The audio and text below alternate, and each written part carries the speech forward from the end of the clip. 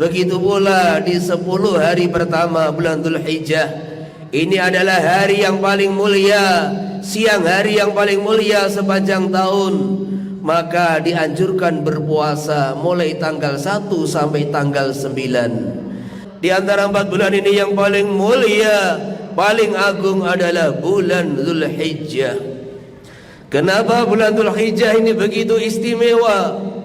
Karena di dalam bulan Dzulhijjah ini ada 10 hari yang mulia, tanggal 1 sampai tanggal 10.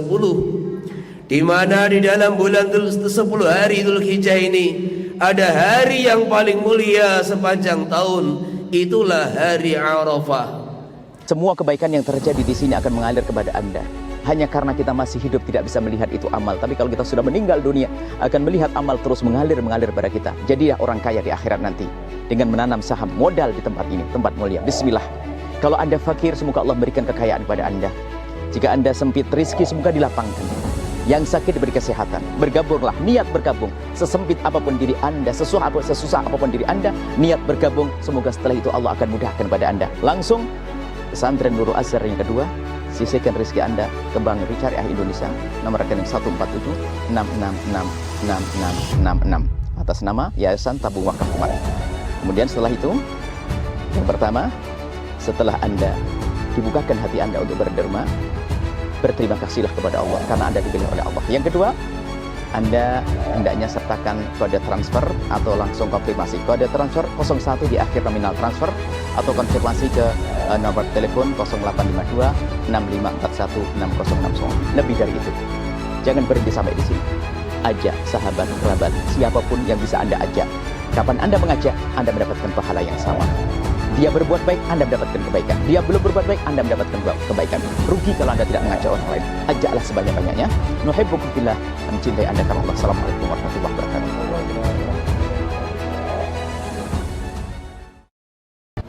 Alhamdulillah. Alhamdulillahilladzi amarna bil ittihad wal wifaq wa nahana 'anil shiqaq wan nifaq. ونستغفره ونتوب إليه من سوء الأفعال والأخلاق ونشهد أن لا إله إلا الله وحده لا شريك له المحسن الرحيم الخلاق ونشهد أن سيدنا ومولانا وحبيبنا محمدا عبده ورسوله المبعوث متمما بمكارم الأخلاق. اللهم صل وسلم على سيدنا محمد أفضل الخلق على الإطلاق وعلى آله وأصحابه الفائزين بنصح الأمة في الآفاق. صلاة وسلاما دائمين متلازمين إلى يوم التلاق. أما بعد، فيا عباد الله اتقوا الله حق تقاته ولا تموتن إلا وأنتم مسلمون واعلموا أنكم قادمون إلى الله ولتنظر نفس ما قدمت لغد واتقوا الله إن الله خبير بما تعملون. Hadirin jamaah Jumat yang dimuliakan oleh Allah Subhanahu wa taala, marilah kita bersama-sama meningkatkan takwa kita kepada Allah Subhanahu wa taala dengan mengerjakan semua yang diperintahkan oleh Allah dan meninggalkan semua yang dilarang oleh Allah Ta'ala, dengan keyakinan sesungguhnya tidak ada perkara yang lebih menguntungkan manusia dunia dan akhirat melebihi taat kepada Allah Subhanahu wa Ta'ala, dan sebaliknya tidak ada perkara yang lebih membahayakan, yang lebih mengerikan masa depan manusia dunia dan akhirat melebihi maksiat kepada Allah Subhanahu wa taala. Hadirin jamaah Jumat yang dimuliakan oleh Allah Subhanahu wa taala, Allah Subhanahu wa taala telah berfirman di dalam Al-Qur'anul Karim, إن عدة الشهور عند الله 12 شهرا في كتاب الله يوم خلق السماوات والأرض منها 4 حرم ذلك الدين القيم فلا تظلموا فيهن أنفسكم وقاتلوا المشركين كافة كما يقاتلونكم كافة واعلموا أن الله مع المتقين. Sesungguhnya Allah Subhanahu wa taala memiliki 12 bulan sebagai ketetapan Allah sejak Allah menciptakan langit dan bumi. Kemudian di antara 12 bulan itu ada 4 bulan yang dimuliakan, 4 bulan yang agung dalam pandangan Allah Subhanahu wa taala. Itulah agama yang lurus. Islam itulah agama yang tegak. Maka jangan sekali-kali kalian berbuat dosa, berbuat zalim, khususnya dalam 4 bulan tersebut. Dan perangilah orang-orang kafir sebagaimana mereka juga memerangi kalian. Jangan kalian takut karena Allah akan bersama dengan orang-orang yang bertakwa. Allah akan menyertai orang-orang yang bertakwa dengan bantuan dan pertolongannya. Disabdakan baginda Nabi sallallahu alaihi wasallam, 4 bulan tersebut adalah salasatun sirdun wa wahidatun fardun. 3 bulan berturut-turut, kemudian 1 bulan sendiri. Yang 3 bulan berurutan adalah bulan Syawal, Dzulqa'dah dan Dzulhijjah. Yang sendiri adalah bulan Rajab. Dan dikatakan oleh para ulama, di antara 4 bulan ini yang paling mulia, paling agung adalah bulan Dzulhijjah. Kenapa bulan Dzulhijjah ini begitu istimewa?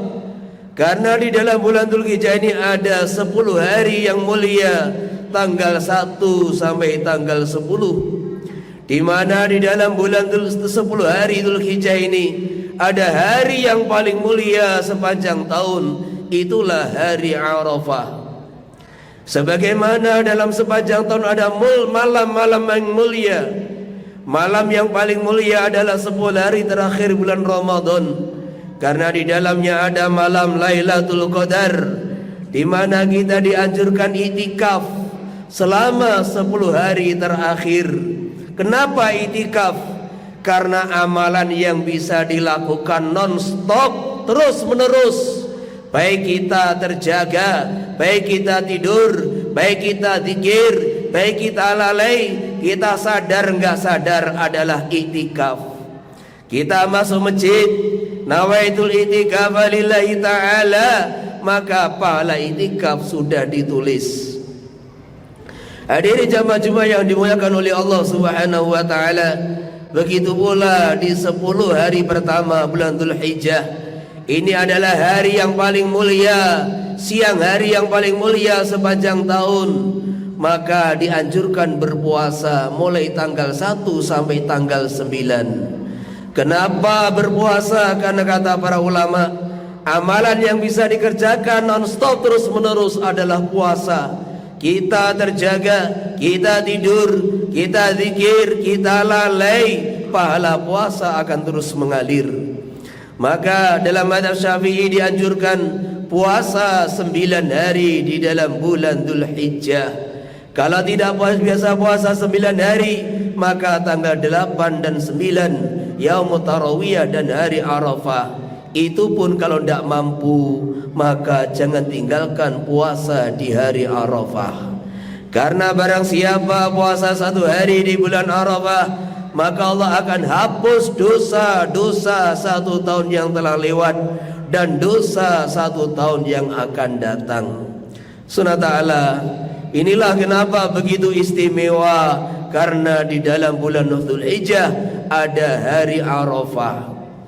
Sunnah ta'ala, di dalam hari Arafah ini, di waktu yang bersamaan, Allah Subhanahu wa taala telah mensyariatkan ibadah haji. Ibadah haji ini adalah salah satu rukun Islam. Tidak akan sempurna agama seseorang sehingga dia menginjakkan kakinya di bumi Arafah. Ketika orang sudah sampai di bumi Arafah, dia akan merasakan bagaimana ukhuwah Islamiyah dari seluruh penjuru dunia.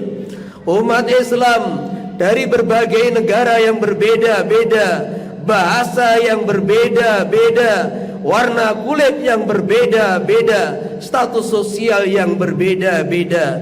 Dia datang ke Arafah dengan pakaian yang sama, doa yang sama, tujuan yang sama, menghadap Allah, menunaikan panggilan Allah Subhanahu wa taala. Labbaik Allahumma labbaik, labbaik la syarika lak labbaik, innal hamda wa ni'mata lak wal mulka la syarika lak. Maka disinilah satu anugerah yang besar dari Allah. Apabila ada seorang hamba dikasih kemampuan, juga dikasih niat dan keinginan, juga dikasih hidayah oleh Allah untuk segera mendaftarkan haji, berangkat ke Baitullah, memenuhi panggilan Allah Subhanahu wa taala. Karena di bumi Arafah inilah simbol persatuan, simbol ukhuwah Islamiyah yang hanya bisa dirasakan oleh orang yang betul-betul hadir di Hajris yang mulia, di tanah yang mulia. Maka ketika Hajatul Wada, baginda Rasulullah sallallahu alaihi wasallam menyampaikan pesan yang mahal, ya ma'asyiral muslimin, inna dima'akum wa amwalakum wa a'radakum haramun alaikum ka hurmati yaumikum hadha fi syahrikum hadha fi baladikum hadha. Wahai umat Islam, sesungguhnya darah kalian, harta sesama kalian, harga diri, kehormatan di antara umat Islam harus dijaga, harus dilindungi, sebagaimana kemuliaan hari ini, di bulan ini, di tanah suci ini. Sunnah ta'ala. Maka dengan bulan Dzulhijjah inilah pesan yang mulia dari baginda Nabi sallallahu alaihi wasallam, bagaimana kita tingkatkan rasa persaudaraan di antara umat Islam dengan saling menjaga, jangan mengalirkan darah, jangan merampas hak orang lain, dan lindungi mulut kita, lindungi mulut kita, jangan merendahkan, menggunjing ataupun mencaci atau membuli di antara sesama umat Islam. Hadirin jamaah yang dimuliakan oleh Allah Subhanahu wa taala, di antara kemuliaan bulan Dzulhijjah adalah ada Yaumun Nahar. Ada Yaumun Nahar, hari raya Idul Adha, di mana di hari ini Allah Subhanahu wa taala mensyariatkan kepada kita semua yaitu berkurban. Salat Idul Adha ini adalah salat sunnah yang paling besar pahalanya, lebih besar daripada Idul Fitri, lebih besar daripada salat rawatib, lebih besar daripada pahalanya salat witir. Dalam mazhab Syafi'i, salat Idul Qurban, Idul Adha adalah salat sunnah yang paling mulia, paling besar pahalanya. Kemudian di hari ini juga, mulai tanggal 10 Dzulhijjah sampai tanggal 13 Dzulhijjah disunahkan berkorban. Siapa yang disunahkan? Setiap keluarga, setiap satu rumah yang punya kelebihan daripada belanja hari itu, punya rizki yang lebih dari di hari 4 hari tersebut, maka disunahkan untuk menyembelih kurban minimal seekor kambing. Bagus lagi setiap keluarga kurban seekor sapi, bagus lagi satu keluarga kurban seekor unta, bahkan seandainya bisa lebih, sebagaimana baginda Nabi yang mulia sallallahu alaihi wasallam ketika Hajatul Wada, beliau tidak menyembelih seekor unta, 2 ekor unta, beliau menyembelih 100 ekor unta. Yang 63 disembelih dengan tangan beliau yang mulia, yang 37 dilanjutkan Sayyidina Ali karramallahu wajhah. Maka disinilah kita tengok diri kita, apakah kita termasuk orang-orang yang mampu untuk berkorban. Kalau kita ini punya kelebihan uang 1 juta, 2 juta, 3 juta, bisa membeli seekor kambing jantan, belilah seekor kambing jantan. Kalau tidak mampu, belilah kambing betina yang harga 1 juta, 2 juta, enggak apa-apa. Bahkan Abdullah ibnu Abbas dalam kitab Al-Bajuri menyatakan, kalau satu keluarga enggak mampu membeli seekor kambing, belilah seekor ayam, sembelihlah, alirkan darahnya di hari yang mulia ini. Jangan sampai kita ini menjadi umat Islam yang dikasih keluasan rizki, sama sekali tidak mengalirkan darah di hari yang mulia ini. Hadirin jamaah yang dimuliakan oleh Allah Subhanahu wa taala, apa pahalanya kurban? Dikatakan dalam sebuah hadis, apabila seorang muslim dia mengalirkan darah kurban, maka darah mengalir, belum sampai jatuh ke tanah, pahala kurban sudah sampai di sisi Allah Subhanahu wa taala. Pahala kurban sudah sampai di sisi Allah Subhanahu wa taala.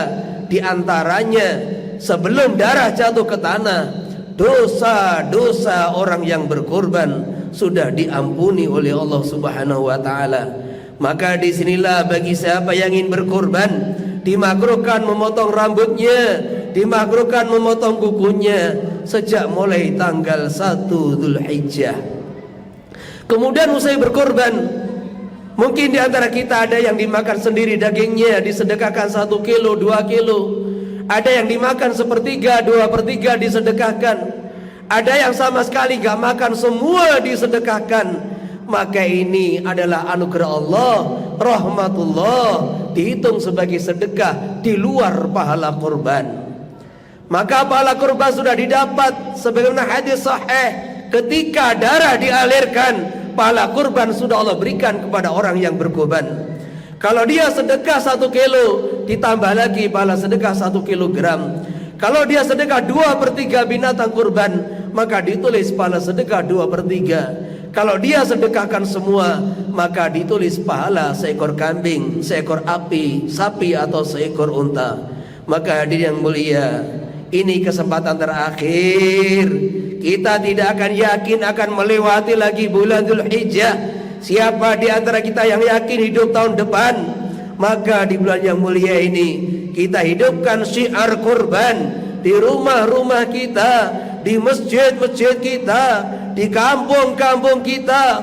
Lantunan takbir, Allahu Akbar, Allahu Akbar, Allahu Akbar, walillahil hamd. Inilah syiar yang harus kita hidupkan, yang dianjurkan para ulama untuk kita hidupkan di hari yang mulia, di bulan yang mulia, Asyhurul Hurum, khususnya bulan Dzulhijjah. Barakallahu li wa lakum fil Qur'anil Karim wa nafa'ana wa iyyakum bima fihi minal ayati wa dzikril hakim. A'udzu billahi minasy syaithanir rajim. Bismillahirrahmanirrahim. Inna a'tainakal kautsar fashalli li rabbika wanhar inna syani'aka huwal abtar wa qur rabbi ighfir warham wa anta khairur rahimin. Allahumma salli wa sallim wa barik bi jamalika wa kamalika ala ashrafi ibadik sayyidina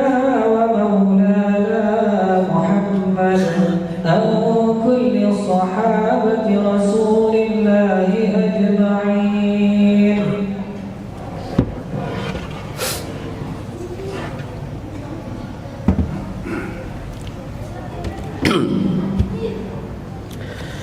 إن الحمد لله نستعينه ونستغفره ونؤمن به ونتوكل عليه ونعوذ بالله من شرور أنفسنا ومن سيئات أعمالنا. من يهده الله فلا مضل له ومن يضلله فلا هادي له ونشهد أن لا إله إلا الله وحده لا شريك له ونشهد أن سيدنا ومولانا وحبيبنا وقرة أعيننا محمدا عبده ورسوله. اللهم صل وسلم على سيدنا محمد وعلى آله وأصحابه والتابعين لهم بإحسان إلى يوم القيامة. أما بعد فيا عباد الله اتقوا الله حق تقاته ولا تموتن إلا وأنتم مسلمون. واعلموا أن الله قد قال في كتابه الكريم وقال قولا كريما إن الله وملائكته يصلون على النبي يا أيها الذين آمنوا صلوا عليه وسلموا تسليما. اللهم صل وسلم على سيدنا محمد وعلى آل سيدنا محمد وعلى أزواج سيدنا محمد وعلى ذرية سيدنا محمد وارض الله عن خلفائه الأربعة أبي بكر وعمر وعثمان وعلي وعن سائر أصحاب رسول الله أجمعين. ربنا اغفر لنا ذنوبنا وإسرافنا في أمرنا وثبت أقدامنا وانصرنا على القوم الكافرين. اللهم ربنا ظلمنا أنفسنا وإن لم تغفر لنا وترحمنا لنكونن من الخاسرين. اللهم اصلح أمة محمد، اللهم ارحم أمة محمد، اللهم اهدي أمة محمد، اللهم اغفر لأمة محمد، اللهم ألف بين قلوبهم، اللهم اصلح ذات بينهم، اجعل مهتد ولا ضالين ولا مضلين، اجعلهم يدا واحدة على الكافرين. اللهم قاتل اليهود والنصارى وعبادهم من الكفرة والمنافقين والملحدين الذين يصدون عن سبيلك ويقاتلون أولياءك ويريدون إذلال الإسلام والمسلمين ويخربون بيوتك وبيوت المسلمين. اللهم سلسل أقدامهم، اللهم فل حدهم، اللهم ارعب قلوبهم، اللهم لا تبلغهم آمالهم، اجعل تدبيرهم تدميرهم، اللهم دمرهم، اللهم دمرهم، اللهم دمرهم كما دمرت عاد وثمود. صلى الله على سيدنا ومولانا وحبيبنا محمد وعلى آله وصحبه وبارك وسلم. عباد الله، إن الله يأمر بالعدل والإحسان وإيتاء ذي القربى وينهى عن الفحشاء والمنكر والبغي يعظكم لعلكم تذكرون. واذكروا الله يذكركم واشكروا على نعمه يزدكم ولذكر الله أكبر. أقيموا الصلاة.